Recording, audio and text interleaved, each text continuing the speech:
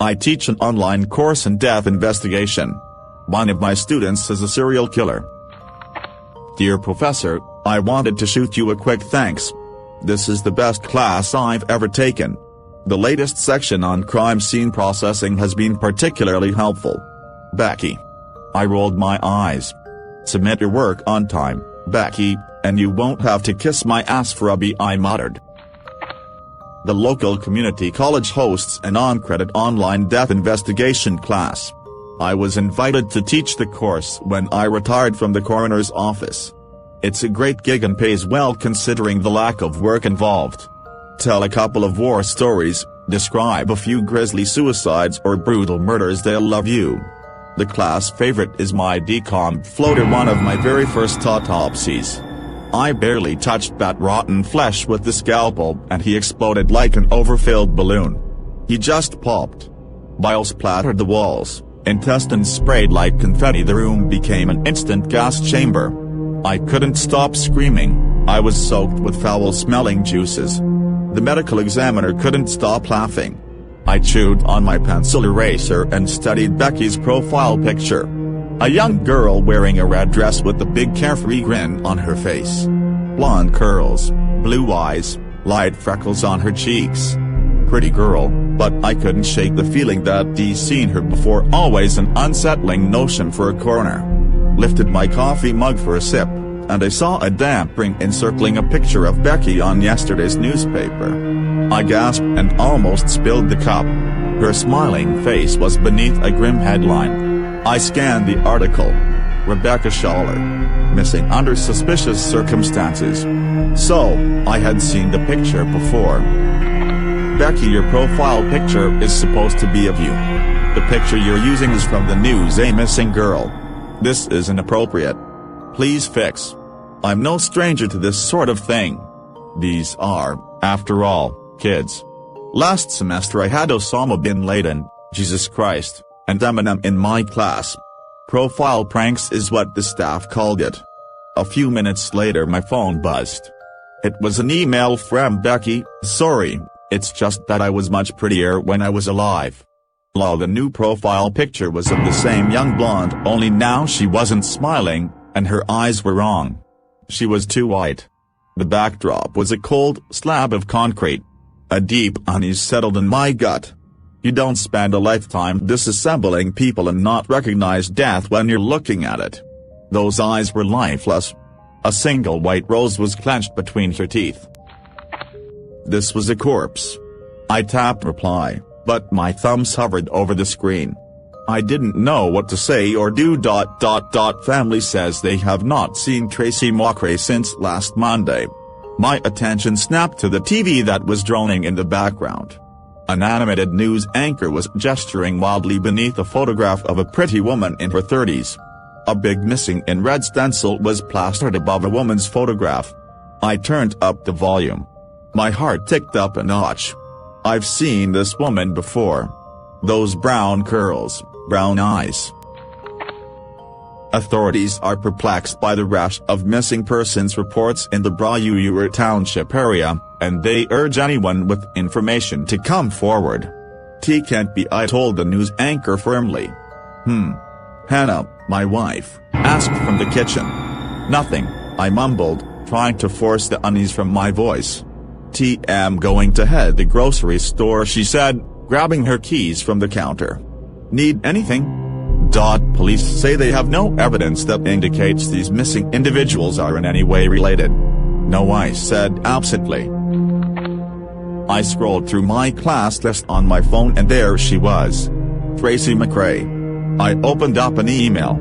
Last online, 1 hour ago. How is that possible? She's been missing for a week. I opened an email. Who are you? Almost immediately, my phone buzzed. Professor, what do you mean? It's me. Tracy. Lol. The profile picture had been changed. It was a photograph of Tracy. Her neatly decapitated head stood atop what looked like a kitchen table. A single white rose sat in a vase next to her head. Coagulated blood pooled around the severed neck. Ghost white lips were twisted into a soundless scream.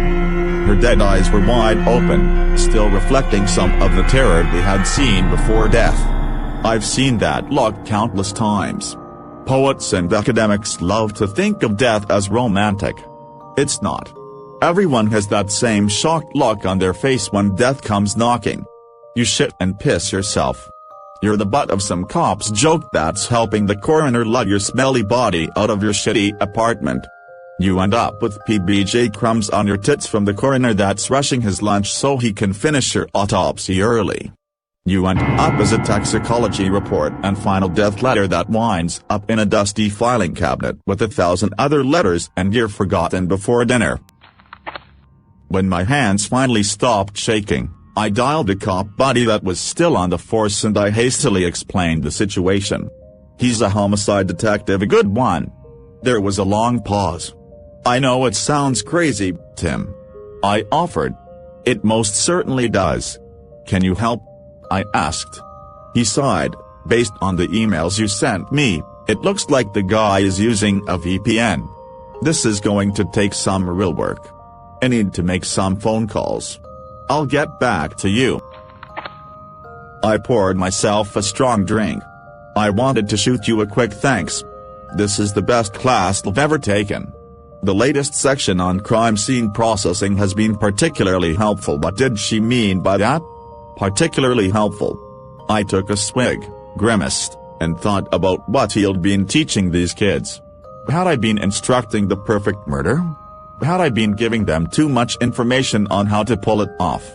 A major portion of the course surrounds arrests and prosecution. It deals in problems facing investigators, district attorneys, and juries. Opened an assignment that had been submitted by Tracy McRae's account yesterday. The paper was highlighting the necessity of reliable witnesses or physical evidence required for a murder charge. It touched on the importance of a suspect confession, and how much harder an investigation is when the killer asks for an attorney before an interrogation. I opened an assignment that had been submitted by Rebecca Schuller's account Becky. 2 days ago. This paper had been detailing the burden of probable cause, the rarity of DNA evidence, and the methodology of corpse disposal.